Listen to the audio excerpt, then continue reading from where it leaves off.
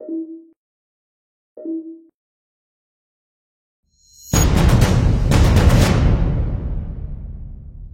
la première saison pro? Ouais. La première saison pro, ça a commencé en septembre dernier, du coup. Janvier. Ouais. Ou la fin, elle a réellement commencé en janvier. En janvier. Disons que l'an dernier, la saison a été à 80%, en général, c'est en 2018. Hein. Ouais. Elle était à 80% sur le junior et 20% sur du futur. D'accord. Donc, il avait déjà goûté au futur, même avant, hein, quand il était à l'INSEP avec son entraîneur. Il avait déjà fait quelques futurs. Et en 2018, également, quelques-uns se lui permettaient d'avoir un petit avant-goût. Un avant-goût. Même si je ne me trompais pas, c'était en 2018 que tu as été invité à Marseille. Après l'Australie, ouais. C'est ça. Marseille, sur la TP 250, le tour. Et à Roland aussi. Roland aussi. Les calibres. Roland sur les calibres. Donc, alors même si les résultats n'avaient pas été formidables, parce que c'est toujours de l'expérience à engranger, de remplir. Oui, de belles expériences. Super. Donc après, ma saison actuelle, pro qui a réellement commencé, donc c'était en janvier. Ça n'a pas très bien commencé, on va dire. Des doutes là, à ce moment-là? Non? Questionnement, pas de l'envie vraiment? Non, pas vraiment de doute, quoi. C'est forcément, comme je l'ai dit, quand on perd ou quoi, on n'est pas content, quoi. Mais on a certainement enchaîné trop vite sur les tournois, voilà. En fait, sur le dernier tournoi en janvier, je me suis blessé justement. Et j'avais pas assez coupé, voilà. Donc c'était un peu mon corps qui m'a dit stop. Donc c'était un mal pour un bien. Donc je me suis soigné, j'ai fait tout ce qu'il fallait, donc j'ai bien récupéré.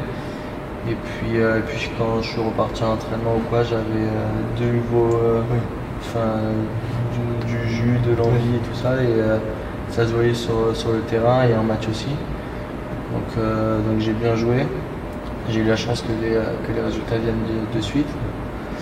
Donc j'ai pu enchaîner beaucoup de matchs, me remettre en confiance et remporter mon premier titre pro en avril.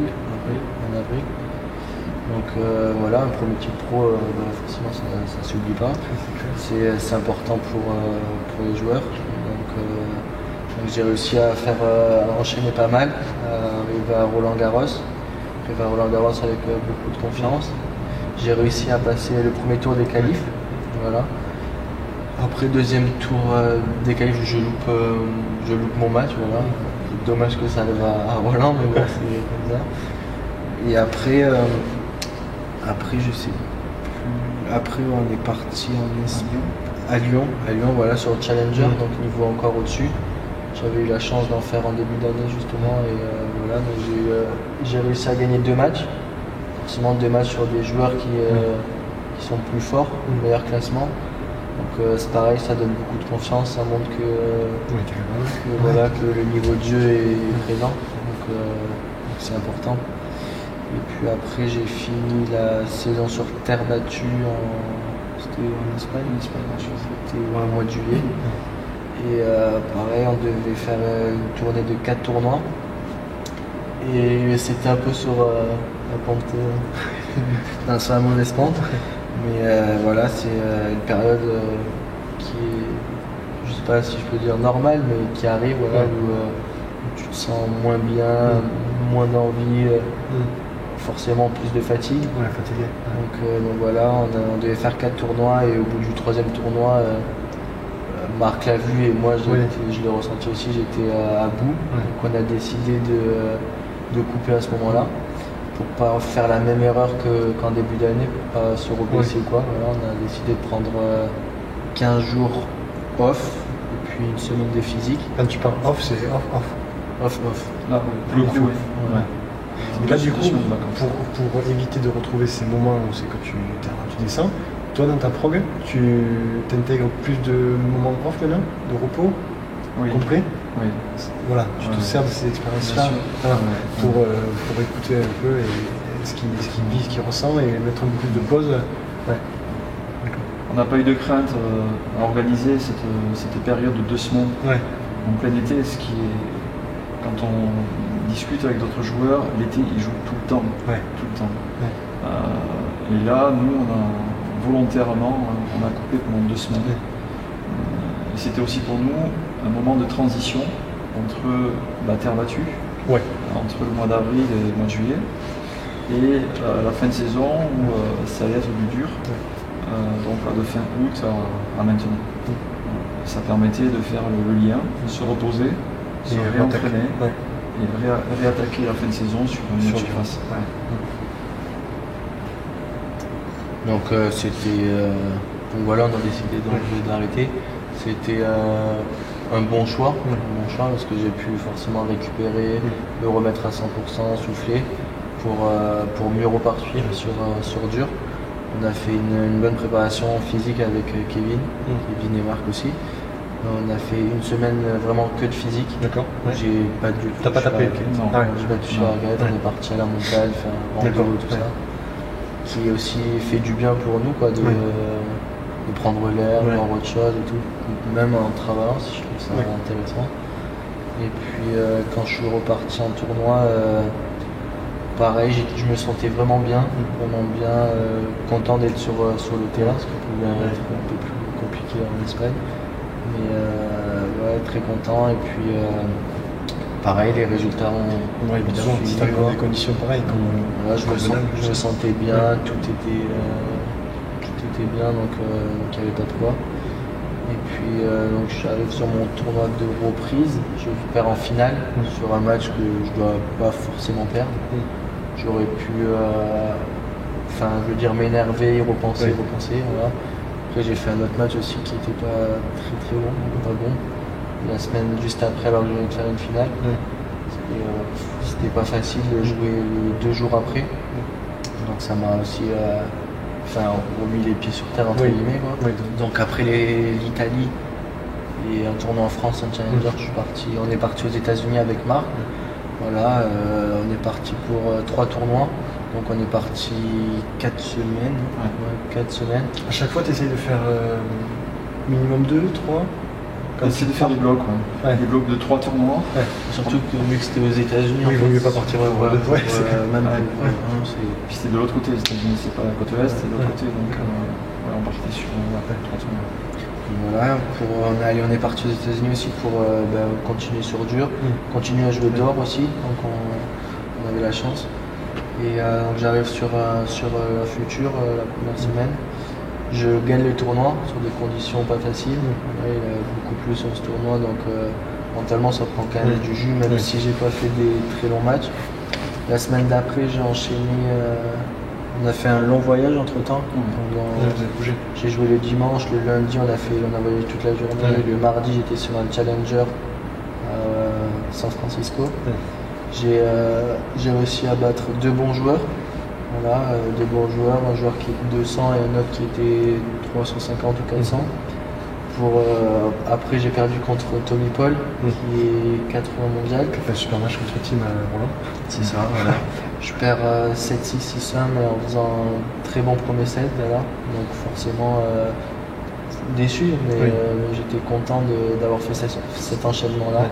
De gagner plus gagner 2 matchs derrière, c'est jamais facile. Et puis après on est reparti sur un autre tournoi, enfin je me suis entraîné entre temps, on est reparti sur un autre tournoi, sur un futur, que j'ai gagné aussi.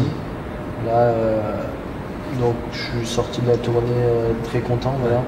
Parce que gagner un tournoi c'était très bien, et réussir à enchaîner, c'était vraiment top.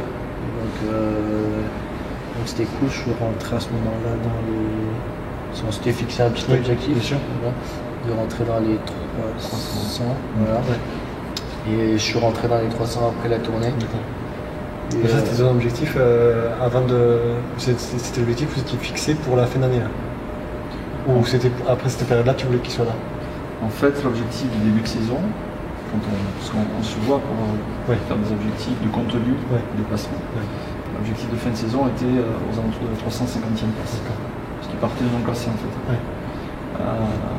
Donc ça, fin août, il n'y était pas encore, mais il allait y être. Mécaniquement, c'est 370. Donc c'est qu'une question de temps. Donc l'idée c'était quand même de se refixer un objectif pour la fin de saison. Oui, tu as réévalué du coup. C'est ça. Et donc le petit challenge entre nous c'était de se dire allez on va essayer de passer la barrière des 300. Des 300. Et on serait super content s'il était à la fin de l'année 299, avoir le 200. C'était un petit truc entre nous, mais être au-delà de la 300, ce qui a largement franchi. Après je trouve que c'est bien aussi de se mettre des objectifs, quoi. Ça, pour le joueur, tu sais où tu vas et tu sais pourquoi tu travailles. Voilà. Quand tu es sur le terrain. Pour les joueurs, on a toujours des petits challenges ou quoi, et on aime ça, quoi. Donc voilà, quand je suis rentré des États-Unis, du coup j'ai eu une semaine de repos et entraînement. La semaine d'après, il y avait un 25 000 en France, en indoor cette fois-ci, à Rhodes, que j'ai gagné le tournoi aussi. Et forcément j'étais content. J'ai pas fait des très très bons matchs, mais j'ai été solide, c'était sur la continuité. Et comme j'ai dit, d'enchaîner ou quoi, c'est jamais facile parce que on t'attend entre guillemets. Surtout à Rhodes, c'était dans la région ou quoi, donc tu le sens ça. Ouais, voilà, moi j'avais pas cette pression. Ça te fait du bien quand même, c'est quelque chose de. Moi, là quand t'attends, c'est. Moi ça me dérange pas, quoi. Moi j'étais ça t'affecte pas même négativement. Ouais, c'est ça, voilà, j'étais concentré sur moi et voilà, donc j'ai réussi à gagner le tournoi, c'était vraiment, vraiment top. J'ai remporté mon 4e titre en pro, le premier en France. J'avais déjà fait 2 finales en France, donc gagner un tournoi en France pareil, content. Et puis après, la semaine d'après, j'ai enchaîné sur un challenger à Brest. J'ai réussi à battre un joueur qui est 220 en faisant un bon match, mais en étant solide, vraiment rien d'incroyable, j'étais très très solide, donc c'était cool. Après je perds contre un joueur, Lloyd Harris, qui est dans les 100 je crois là. Quand je l'ai joué il était 105. Je perds en 2-7 accrochés, je perds 7-6, 7-5, mais je sens que ça se rapproche, quoi. Voilà, ça se rapproche, donc en tant que joueur, beaucoup de déception forcément, mais je suis sorti du recul, je suis sorti du terrain, j'étais quand même content, voilà, parce que il n'y a pas grand chose à regretter, donc voilà. Et puis après j'ai eu la chance d'avoir une invitation à Bercy. Bercy forcément, c'est forcément un tournoi incroyable, avoir une invitation, très content, mais après faut aussi la mériter, et je pense que sur le coup je l'ai mérité. J'ai eu la chance de gagner mon premier tour, mon qualif, contre Landero qui est 50 mondial. Et puis pareil, battre son premier top 100 en France, c'est forcément bien, et puis j'ai bien honoré la wildcard, on va dire. Après je perds en 3-7 accroché contre Rude, c'est dommage. Qui est 60. Et voilà, quoi, pareil, je suis sorti du match, forcément beaucoup de déceptions, mais j'avais tout donné, donc t'as pas de regret de savoir, c'est ce que tu donnes tout. Forcément, j'étais content, quoi. Non, mais c'est super. C'est fascinant.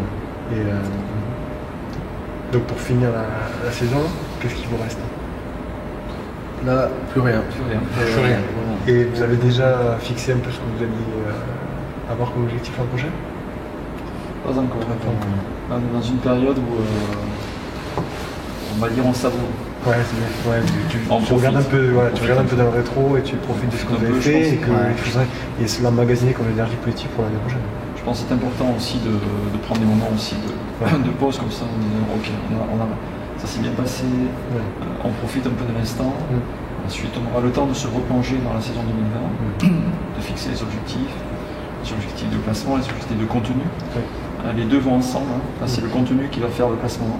Parce qu'on parle beaucoup de classement parce que forcément c'est le repère pour tout le monde. C'est ça, mais c'est toujours lié à du contenu. On ne peut pas juste se dire tiens on va arriver à tel classement et puis partir et dire oui mais d'accord mais comment on y va. Donc il y a quand même des axes de travail à chaque fois. Et s'il est arrivé à battre des joueurs de ce niveau-là, s'il est arrivé à ce classement, c'est que le contenu a été travaillé et que le contenu a été amélioré. Donc ça c'est essentiel. Il ne faut pas se couper de ça. Autrement, si on est uniquement focalisé sur le classement, c'est extrêmement délétère comme fonctionnement. Donc voilà. Donc pour l'instant, on n'en est pas encore à penser à 2020, même si on a un petit peu en filigrane quand même en tête. Mais on aura le temps de s'y replonger. Pour l'instant, c'est une période plutôt relax, on va dire, où il continue à s'entraîner, il développe des choses. Il va certainement partir un petit peu en vacances aussi, loin des terrains de tennis, ça va faire du bien. Pour débuter une préparation hivernale, début décembre. Là, par contre, avec les repas de Noël et tout ce qui va. Il faut, mais bien sûr qu'il faut, c'est important. Là, c'est des moments importants. Mais pendant les vacances de Noël, on sera sur le terrain. On sera sur le terrain.